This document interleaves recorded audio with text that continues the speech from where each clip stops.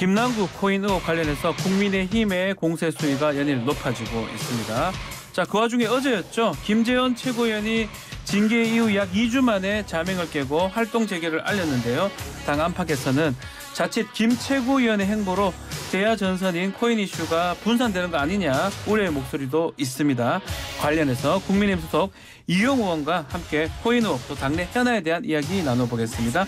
의원님 스튜디오 직접 나오셨습니다. 안녕하십니까? 네, 안녕하세요. 뉴스킹 처음이시죠? 네, 처음입니다. 네, 자주 모시겠습니다. 네, 고맙습니다. 네, 자 먼저 국민의힘 지금 코인 계속 공세를 좀 이어가고 있는 모양새인데 네네. 국회에서 김남국 방지법에 불리는 가상화폐 투명한 법안 또 공직자윤리법 이게 본회의에서 처리가 되는 겁니까? 내일 열리는 것 같은데요.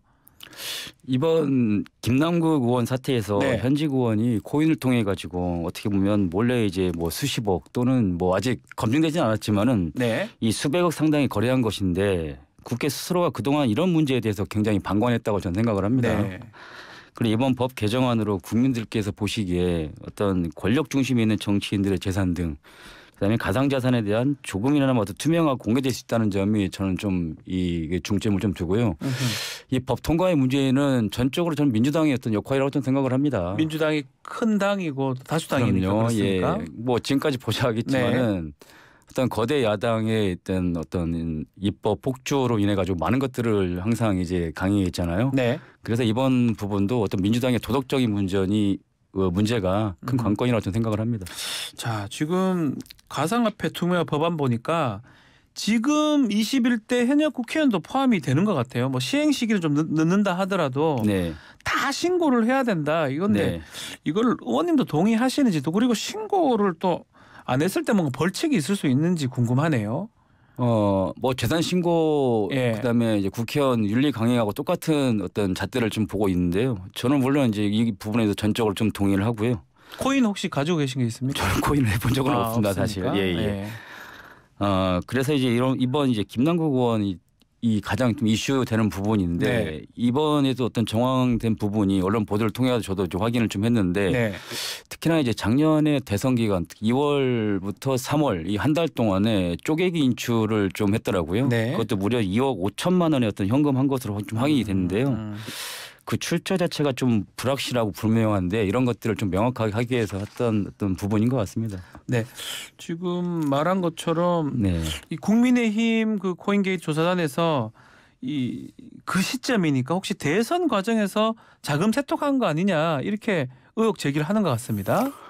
그러니까 이 부분에 대해서 김남국 의원이 현재 당사자고 네. 국회에 와가지고 분명하게 이제 어떤 이 규명에 대해서 설명을 좀 해야 되는데 네. 좀 답답한 부분이 현재 이제 도망을 가 있고 잠적해 있는 부분이거든요. 그러면 계속 의혹만 제기되는데 저는 와가지고 분명하게 이것은 부연 설명을 좀 해야 되지 않을까라는 좀 생각을 하고 있습니다. 이게. 자, 그렇다면 지금 이게 뭐 설명이 된다고 하더라도 앞으로 이제 코인 관련해서 또 이전에 또 문재인 정부 때 정부 예산으로 지원됐다는 거 이것도 조사를 좀 해야 된다고 얘기를 했던 것 같고요. 네네. 전 정부 조사 얘기도 지금 코인 게이트 진상조사단에서 얘기를 한 것 같거든요. 네네. 그 부분도 좀 그렇게 생각하시는 겁니까? 저는 그렇게 좀 생각을 하고 있는 게 어떤 거냐면요. 이번 코인 사태에서 네. 코인 광풍으로 2030 세대 중심으로 어떤 재산상으로 상당히 손해가 좀 막심하다고 봐요. 네. 뭐냐면은 한쪽에서는 크게 이익을 봤다면은 어느 한쪽에서는 크게 손실을 저는 봤다고 좀 보거든요. 그렇기 때문에 가장 피해본 코인을 많이 하는 어떤 2030에 대해서 피해를 봤기 때문에 네. 이건 전적으로 어떻게 보면 국민에 대해 피해를 보고 손해를 봤기 때문에 전 정부의 어떤 전적으로 조사가 좀 필요하다고 저는 생각합니다. 네. 자, 그래서 보니까 한편도 김 의원 김남국 의원의 코인 의혹이 P2E 법제화로 지금 범죄는 모양새인데 의원님께서 김 의원 상대로 P2E 합법화 로비 의혹 관련해서 이게 규명을 해야 된다라고 주장을 했었던 네네. 거로 보이는데 네네. 어떤 근거로 김남국 의원이 로비했다고 지금 보시는 거죠? 김남국 의원을 보면요. 네. 제가 간단히 좀 말씀드리면은 2021년 7월에 네. 가상자산 소득과세 1년 유예 소득법 이 개정안을 발의했거든요. 네. 이것도 이해 충돌입니다. 1년 유예 소득법. 네네. 네. 그리고 2021년 12월에는 게임머니 가상화폐 관련 게임 산업진흥법을 또 공동 발의했고 네. 그다음에 2022년 1월에는 김남국 의원이 피투이 이제 규제 완화 논의 토론회를 개최했거든요. 네. 자, 의원이 입법 활동을 하기 전에 토론회를 한다는 것은 입법 활동에 대해서 충분한 명분을 쌓기 위한 하나의 방법입니다. 그렇기 때문에 저는 김남국 의원이 확실하게 어떤 입법 로비에 해당한다고 저는 생각을 합니다. 관련성이 있을 것이다 이렇게 네네. 보시는 건데 뭐 그러다 보니까 홍익표 문체위원장이 P2 입법 로비 의혹 이거 청문회 얘기를 했는데 네. 또 국민의힘에서는 이거는 하는 건 안 맞는 것 같다. 물타기 같다. 이렇게 주장을 했던 것 같아요. 저 물타기라는 게 네. 자, 우리가 일상적으로 청문회를 한다면요. 청문회의 가장 중요한 것은 증인 출석입니다. 이 증인 출석을 인해 가지고 모든 것들을 입증할 수 있고 입증을 통해 가지고 국민들께 이런 것들을 해소시킬 수 있는 하나의 방법인데 과연 김남국 의원이 출석을 할지 안 할지 그게 의문이거든요. 네. 근데 김남국 의원 자체가 현재 자명 중이고 네. 어떻게 보면 지난주에 법사위도 했었고 아마 내일이면 본회의도 합니다. 네. 의원의 어떤 책무 중에 하나가 본회의하고 상임위 활동이에요. 그것마지 않고 자명했다는 것은 제가 볼 때는 스스로 입증하기 어려운 부분이 있고 계속 기자들도 국회의원 어떤 사무실에 계속 이제 뻗치기식으로 있다 보니까 계속 또 어떻게 보면 말 바꾸기 하고 이 말 바꾸기 하다 보니까 거짓말이 되고 거짓말이 한계가 드러나니까 어떤 자명을 통해서 지금 스스로 어떤 입증할 수 있는 시간을 좀 마련하지 않을까라는 생각을 하고 있습니다. 자맹을 지금 하고 있다고 말씀 주셨는데 지금 윤리특위에 올라갔잖아요. 네네. 지금 민주당 입장에서는 수사를 좀 지켜보자라고 하고 있는 것 같고 네. 국민의힘은 김남국 의원을 좀 징계에 윤리특위에 직회부하자, 본회 직회부하자 이렇게 요구하는 것 같습니다. 네네. 차이가 좀 나요.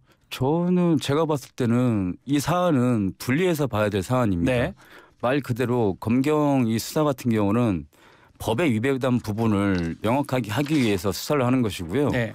윤리특위 같은 경우는 국회의원 어떤 책무나 의무나 그런 것들이 어긋나는지 안 어긋나는지 국회의원으로서의 이게 맞는지 안 맞는지 네. 그거에서 하기 때문에 이것은 전적으로 뭐 여소야대를 떠나서 충분히 분리해서 이것을 해야 되지 않을까 생각합니다. 문제가 그렇다면 네. 지금 38건 징계안이 윤리에 지금 계류가 돼 있거든요. 네네. 같이 지금 다 직회부하든 같이 논의가 돼야 됩니까? 네. 아니면 김남국 의원과만 빼서 돼야 됩니까? 저는 그런 주장이야말로 진짜 물타기라고 예. 좀 생각을 하는데요. 이 사안이 경중이 있고 어떻게 보면 국민이 관심과 피해가 막심한 사건을 우선 다뤄야 된다고 좀 봐요. 예. 우리가 흔히 얘기하면 우리가 생각해 보면은 병원을 갔는데 감기 환자 병원에 왔다고 먼저 왔다고 감기 환자를 진료 보는 것보다 생명이 위독한 응급 환자를 먼저 보는 게 수순이지 않을까라는 판단이 있습니다. 또 민주당 측에서는 같이 한다면 특히 태영호 의원 4.3 발언 징계안 이 부분 네. 이것도 뭐 사안이 엄중하기 때문에 같이 처리해야 된다 이렇게 주장을 하는 것 같습니다. 그 부분 어떻게 보십니까? 이거 다시 얘기하지만 이거 진짜 전적으로 이제 물타기 너무 같이 중에 좀 보는 거다. 하나인데요.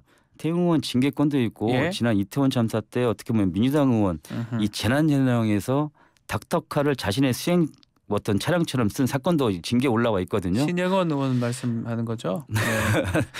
제가 좀 뭐 신현영 의원. 예. 네네. 그렇기 때문에 이런 부분에 있어서 전적으로 좀 물타기가 아니라 지금 사안이 가장 시급한 문제부터 징계안을 하는 게 훨씬 더 맞지 않나 생각합니다. 알겠습니다. 당연한 질문 좀 드려보면 네. 김재원 최고위원 지금 징계가 이제 있었는데 침묵을 깨고 입장을 밝혔습니다. 내년 총선에서 역할이 있을 것이다 이렇게 얘기를 했는데 이건 어떤 뜻입니까? 저도 라디오를 통해서 좀 예. 들었는데요. 어제 말씀이 나왔어요. 예, 이런 거 같아요. 김재원 최고원 역할이 있을 것이라는 예. 것들은 본인이 스스로가 어떤 총선에 뛰어들고 어떤 총선에서 큰 역할 하는 것보다는 지금의 그 전에 했던 어떤 잘못된 언행들을 네. 자기가 숙련 기간을 통해 가지고 어떤 국민들께 반성을 하고 그런 것들을 목소리를 좀 내겠다는 어떤 의미인 것 같아요. 예. 그래서 그 뜻이 또 일반인들은 뭐 출마 이렇게 생각할 수도 있는데 그거보다는 어떤 잘못된 것을 좀 이렇게 좀 잘해보겠다. 네네. 근데 최고위원 역할을 하겠다 이러면 최고위원 사퇴를 하지 않는 거잖아요. 네네. 당 지도부 입장에서 조금 난감할 것 같기도 하고요. 난감할 수 있는 부분도 있죠. 네. 가장 전에도 저도 한번 라디오에 나와서 얘기했던 부분이 있는데 네.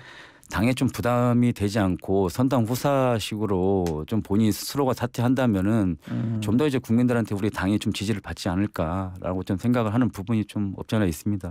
혹시 진정성이 있고 좀 잘한다면 이 좀 사면 받을 가능성도 있다고 보십니까?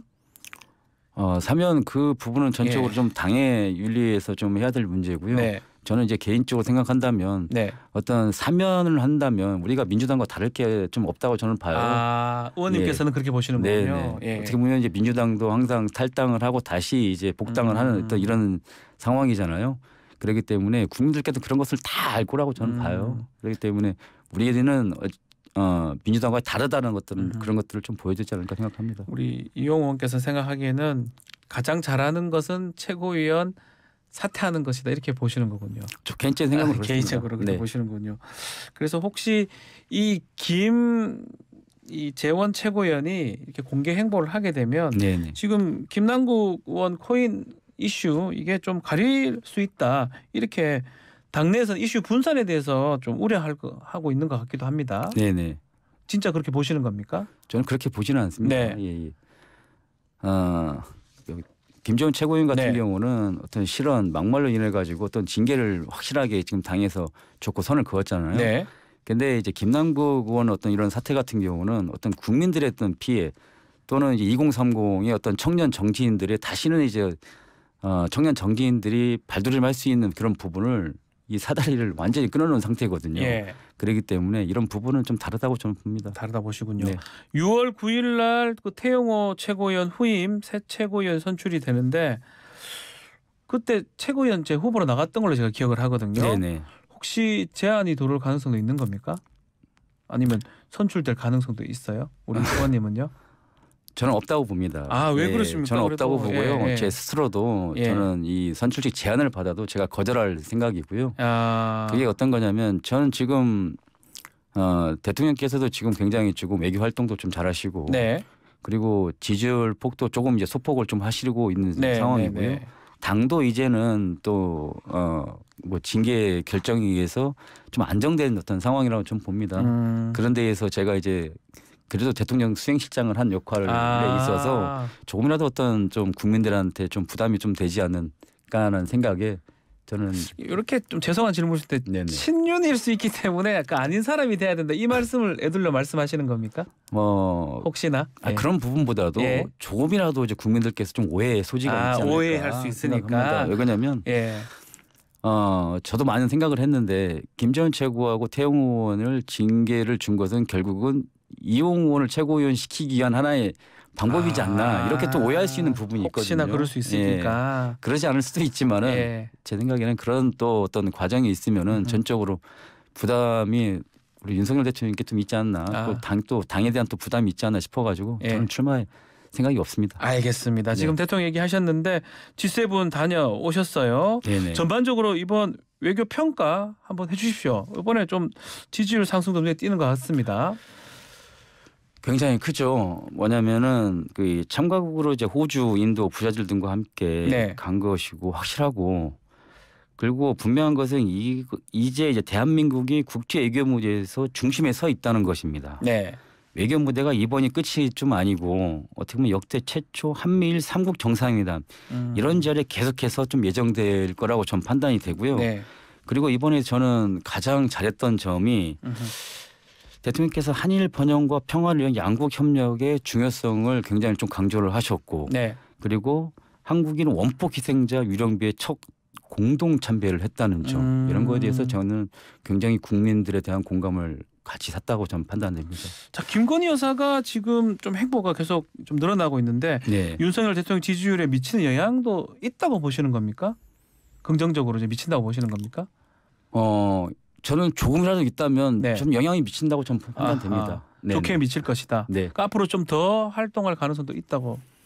그러니까 김건희 여사님께서 계속 네. 활동을 했을 때 야당에서 많은 비판을 좀 했었거든요. 네. 근데 우리가 김건희 여사의 행보를 좀 본다면은 어떤 보훈, 그다음에 장애인, 그다음에 우리 뭐 K-팝, 그다음에 알리는 K-관광, 한국 관광 알리는 거. 네네. 예. 이런 거에 대해서 굉장히 좀 뭐 행보를 하시는데 네. 이런 거에 대해서 전 정부하고 비교한다면은 굉장히 좀 올바른 행동이고 오히려 대통령이 바쁜 일정 와중에 하지 못한 일들을 여사님께서 대신한다는 거로 좀 볼 수 있어서 전적으로 전 지지율이 좀 상승된다고 좀 보고요. 네. 예, 이에 대해서 저는 굉장히 좀 올바른 어떤 그 행보라고 좀 판단이 됩니다. 알겠습니다. 네. 자, 시간이 다 돼서 오늘 말씀은 여기까지 듣고요. 네. 다음에 또 다시 모셔서 또 좋은 네. 말씀 듣도록 하겠습니다. 알겠습니다. 감사합니다. 네, 고맙습니다. 이용 국민의힘 의원과 함께했습니다. 1부 마치겠습니다.